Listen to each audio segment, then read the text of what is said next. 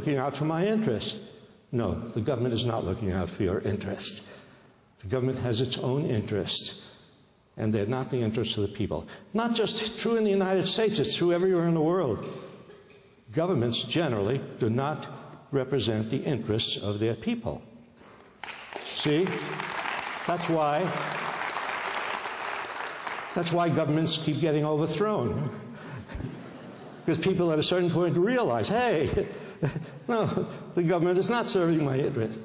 That's also why governments lie. Why do governments lie? And, you must know that governments lie. Not just our government, governments in general lie. Why do they lie? They have to lie. Because their interests are different than the interests of ordinary people. If they told the truth, they would be out of office. So, have to recognize, that the difference in interest. And I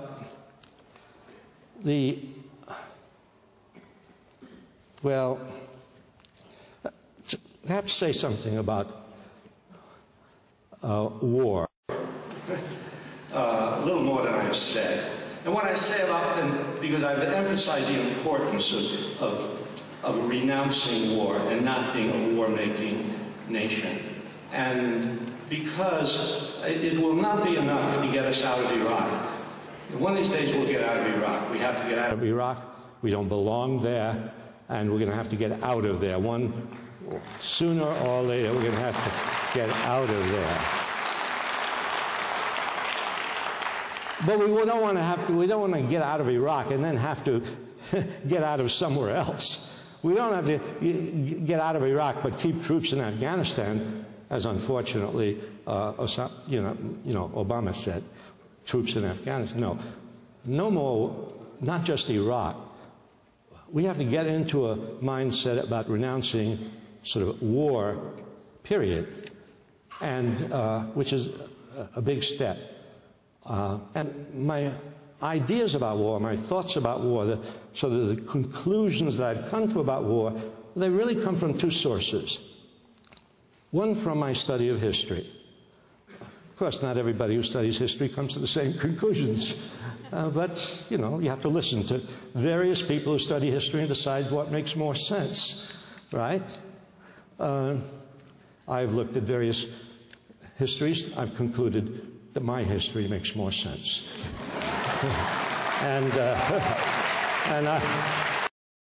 I've always been an objective student of these things, yes.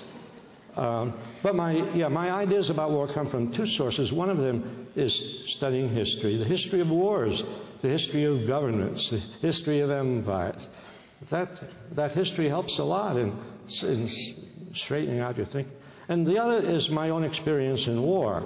And I was in World War II. I was an Air Force bombardier. I dropped bombs on various cities in Europe. That doesn't make me an expert. Lots of people were in wars, and they all come out with different opinions. Well, so all I can do is give you my opinion, based on my thinking after having been in a war. I was an enthusiastic enlistee in the Air Force. I wanted to be in a war against fascism, the good war, right? But at the end of the war, as I looked around and surveyed the world and thought about what I had done, and thought about and learned about Hiroshima and Nagasaki, and learned about Dresden, and learned about Hamburg, and learned things I didn't even realize while I was bombing. Because when you're involved in a military operation, you don't think. You just, you're an automaton, really. You may be a well-educated and technically competent automaton, but that's what you aren't really. You're not questioning. Not questioning why are they sending me to bomb this little town? The war is almost over. There's no reason for dropping bombs on several thousand people. No, you don't think. Well, I began to think after the war. I began to think that, and I was thinking now about the good war, the best war. And I was thinking, and then I began to see, no, this good war is not simply good. This best of wars, no. And if it's true of this war, imagine what is true of all the other obviously ugly wars about which you can't even use the word good. Yeah, and I began to realize certain things, that war corrupts everybody. Corrupts everybody who engages in it. You start off, they're the bad guys. You make an interesting psychological jump. The jump is this: since they're the bad guys, you must be the good guys. No. They may very well be dictators, bad, really bad guys. That doesn't mean you're good, you know. And when I began to look at it that way, I realized that wars are fought by, you know, by evils on both sides. You know, one is a little more evil than the other. But even though you start in a war with sort of good intentions, we're going to defeat fascism, we're going to do this, you end up being corrupted. You end up being violent. You end up killing a lot of innocent people because you decided from the beginning that you're right, and then you don't have to ask questions. Trick that you play. Say, well, you start out, you make a decision at the very beginning. Once you have made that decision, you don't have to think anymore. Then anything you do goes. Anything you do is okay because you made the decision early on that they're bad, you're good. Then you can kill several 100,000 people in Hiroshima and Nagasaki. Then you can kill 100,000 people in Dresden. It doesn't matter. You're not thinking about it. Yeah, war corrupts everyone who engages in it. So, what else can I say about war? Lots of things. But I took out my watch, presumably because I care, and I don't, but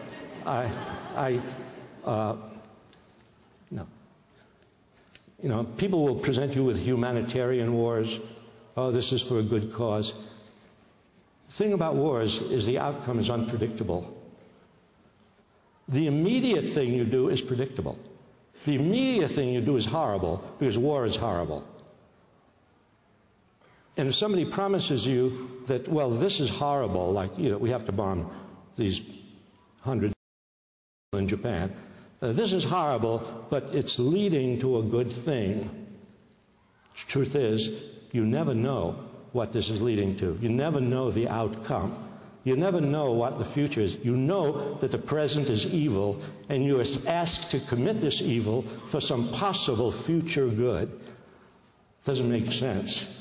Especially since if you look at the history of wars, you find out that those so-called future goods don't materialize.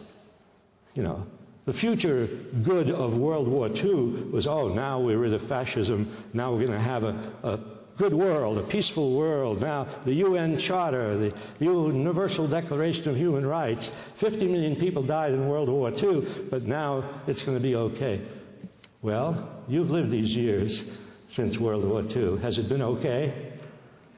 Can you say that those 50 million lives were, yeah, it had to be done because of what? No, the wars, violence in general, is a quick fix. It may give you a feeling that you've accomplished something, but it's unpredictable in its ends. And because it's corrupting, the ends are usually bad. So, okay, I won't say anything more about war. You know, of course it wastes people, it wastes, you know, wealth, it's an enormous, enormous waste. And so what is there to do? We need to educate ourselves and other people. We need to educate ourselves in history. History is very important. That's why I went into a little history, because you know, if you don't know history, it's as if you were born yesterday. If you were born yesterday, then any leader can tell you anything. You have no way of checking up on it. History is very important. I don't mean formal history, what you learn in the classroom. No, the history that you learn, go to the library. go to the library and read, learn history. Yeah, we have an educational job to do with history. We have an educational job to do about our relationship to government, you know, and to realize that disobedience is essential to democracy. You see. Yeah. And it's important to understand democracy is not the three branches of government. It's not what they told us in junior high school. Oh, this is democracy. We have three branches of government, kiddos, the legislative, the executive, judicial. We have checks and balances. We balance one another out. If somebody does something bad, it will be checked by another. Wow, what a neat system. Nothing can go wrong. Well, those structures are not democracy. Democracy is the people. Democracy is social movements. That's what democracy is. And what history tells us is that when injustices have been remedied, they have not been remedied by the three branches of government. They've been remedied by great social movements which then push and force and pressure and threaten the three branches of government until they finally do something. Really, that's democracy.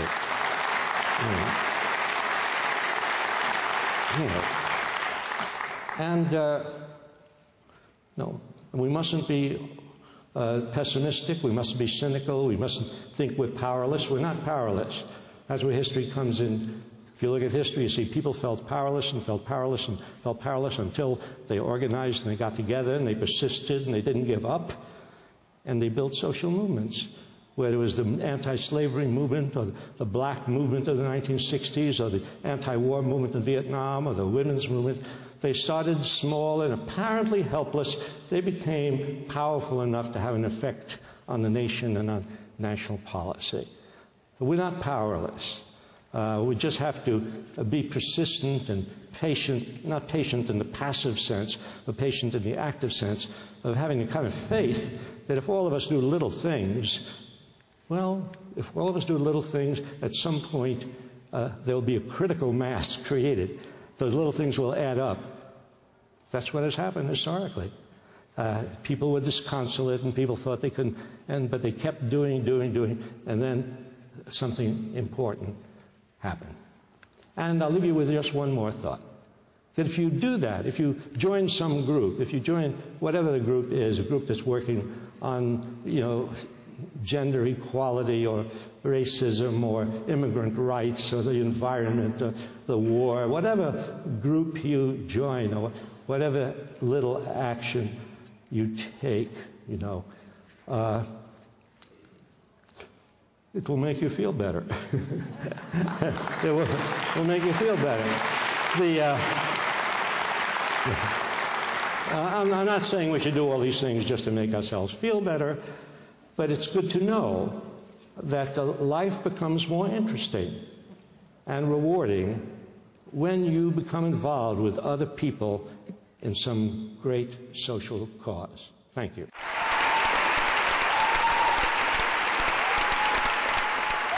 Legendary historian Howard Zinn, speaking at Binghamton University, upstate New York, just after the election on November 8th.